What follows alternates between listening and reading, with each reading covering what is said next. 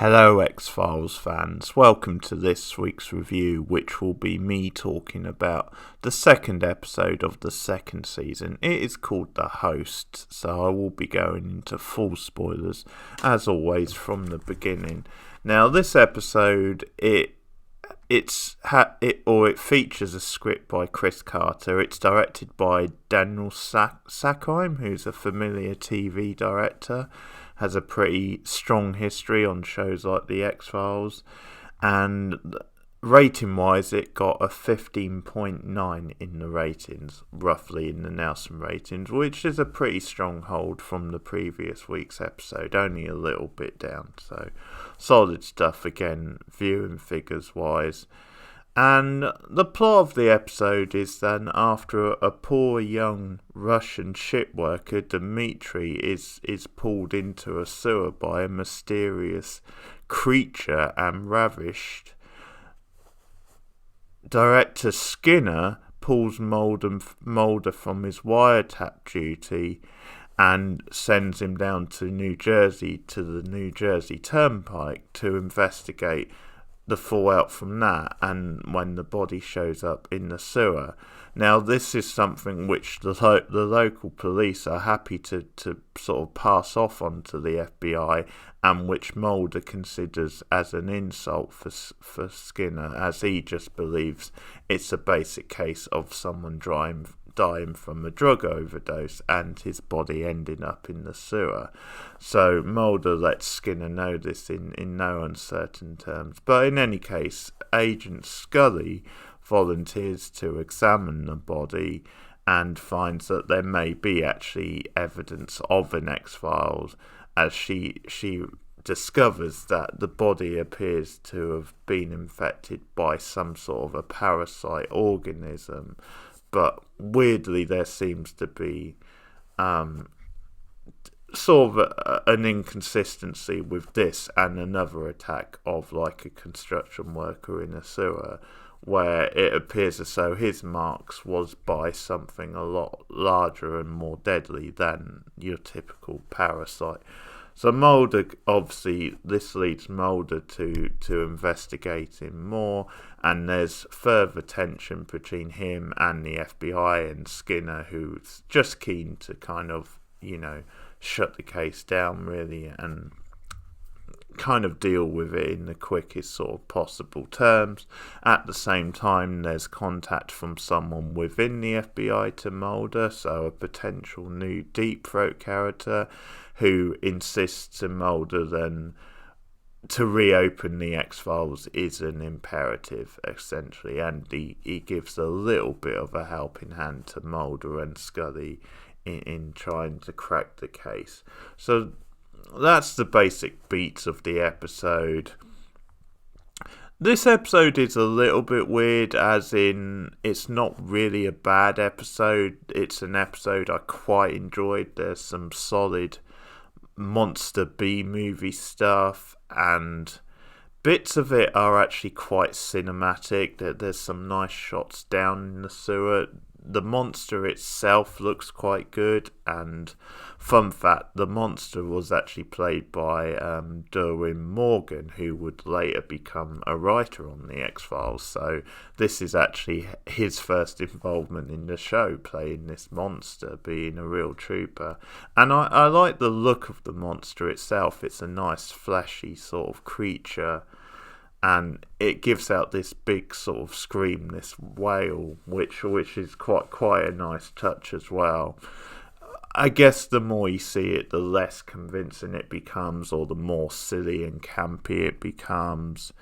But there are some nice cinematic moments in there. There's a nice sort of shot at one point of a neon sign, which has some sort of like silly message of how, like bait available, bait here, whatever the sign says, and the name of the place, but big sort of neon like Twin Peaks X sign. So I did enjoy that, but it's just a bit of a middling episode. I mean, it has this sort of gross out sort of feel to it, this almost cringe sort of feel to it, and I guess it just feels like quite well-worn territory for the X-Files at this point. It just doesn't feel like anything special at this stage.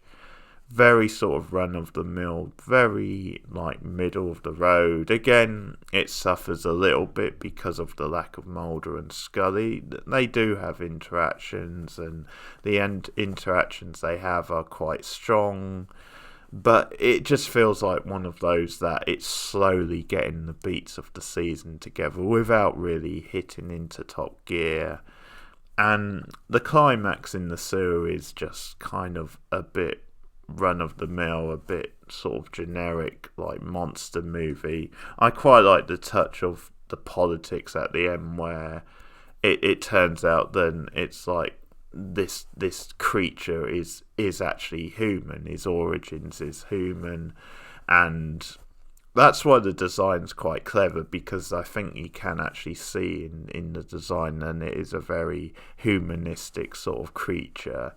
But basically, he was the victim of radiation from Chernobyl, they find out. So that's quite a nice little twist at the end. And again, it plays into one of the main themes of the X-Files, which is like humans kind of almost causing more havoc than the creatures, almost being responsible for the creatures, but not really taking responsibility.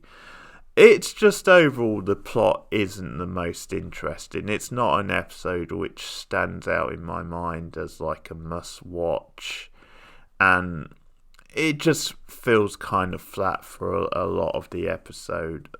A lot of the good stuff is in the early part, the stuff with Skinner and Mulder.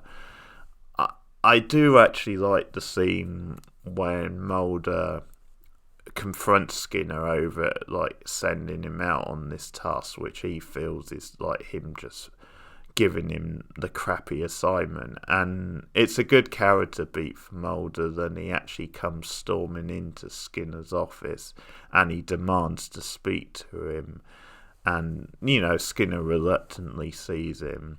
But I also like Skinner's response, because Mulder doesn't know that there's like other people in the room, so Skinner actually takes the opportunity to cut Mulder down to size and to like embarrass him in front of like the higher up in the room, and is like, yeah, would you care to explain, Agent Mulder, why you feel your assignment is so meaningless? And after Mulder said his bit, Skinner kind of cuts him down to size a bit more when he sort of says, someone with your experience and your position shouldn't really be in the position to judge what is like a meaningless assignment. And he just kind of cuts into him and shows him up, and it's a good moment for Skinner as well. I mean, ultimately in the episode, I think Skinner is sort of the bad guy as such, although he's obviously generally quite a sympathetic, likeable character. But in this moment, I can understand where he's coming from. I mean, he is Mulder's boss, and obviously one way you could read it is him sort of throwing Mulder a bone. Now, at the time, I think maybe Skinner isn't sure himself if this qualifies as an X-Files, but in a way you can see how he was sort of looking out for Mulder and give him a break, basically drag him out of pointless wiretap, and I'll give him something a little bit more meaty, even if Mulder does see it as being like demeaning.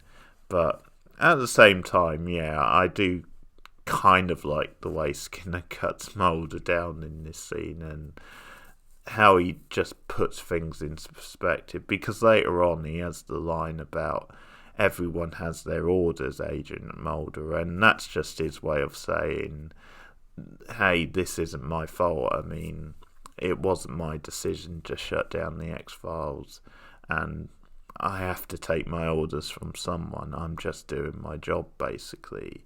In another like effective scene where Mulder is critical of Skinner again, because obviously Skinner is talking about putting like the parasite, this thing in an institution, treating him kind of like a human being, and just sort of passing the case off, and Mulder says, well, you can't put this thing in an institution. It's a creature, basically. And yeah, that's when Skinner has to confess that, yeah, this should have been an X-File. Because Mulder says, me and Agent Scully could have solved it, and Skinner has to eat some humble pie on that, but that's when he comes back with a line about we all take our orders from someone, and he sort of sends Mulder back to the wiretap, and that's before the big ending. So it's a middle ground episode. It's certainly very solid. It's just not one that grabs me, and it's not one. Obviously, if I'm re-watching the X-Files, I probably would watch it, but it's not one I'm going to return to a lot. It's not one, if I was choosing X-Files episodes to watch, then I would watch. Again, it's sort of a modest start to the season just because there is a lack of Mulder and Scully together for these opening episodes. So, again, I think it suffers a little bit because of that, but even so, perfectly watchable, and there is some B-movie charm in there, some good character stuff, but I think solid is the word. It's certainly not a standout. So I'm going to give the host 6.5 out of 10. So there you have it. Let me know your thoughts on the episodes in the comments below. Like and subscribe as always. That's very important in getting me out to as many eyeballs as possible on YouTube. Also share me out on social media, because that no doubt will help as well. And you can ding the bell on YouTube, which will will notify you when I go live, either with a live stream or when a new video goes up. So that's the X-Files for the week, and the next episode is The Blood, or just Blood, I think it might be. So episode 3 of the second season, which hopefully I'll get to over the next week. I'll try and keep up these reviews of X-Files one a week, so fingers crossed I'll be back with the next one soon. Thanks for listening, and goodbye.